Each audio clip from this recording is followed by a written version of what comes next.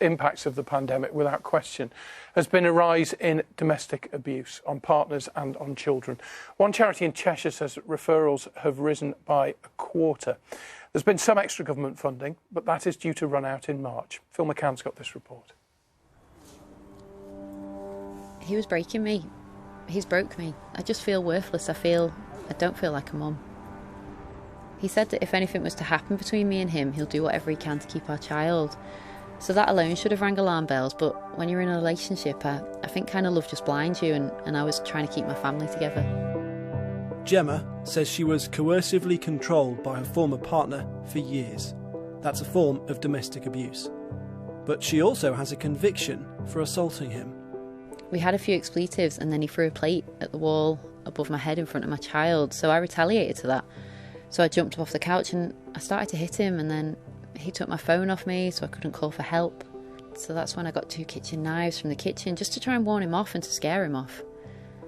But then when we'd had an altercation and a fight, he's got marks and scratches on him, so then it was me that got arrested.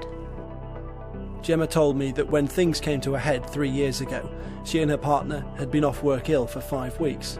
So they were at home every day with their 2-year-old, mirroring the situation that millions found themselves in during lockdown.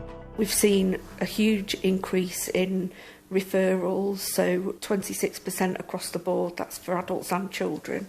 We've had a massive increase in perpetrators, actually, who have self-referred for support because the pressure of lockdown has really added to whatever situation they're currently in. When the first lockdown began, there were warnings that there'd be a spike in domestic abuse. So the government announced a big funding boost for organisations that help the victims and perpetrators of it. But that funding runs out at the end of this financial year, at the end of March. It's been very generous, I have to say. The difficulty with it is that the issues aren't coming to an end at the end of March. There's no sign of referrals dropping.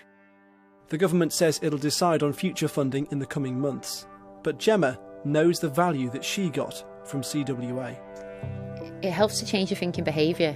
I know I had to do everything I possibly could to clear my name, if you like, and it's the best thing I ever did.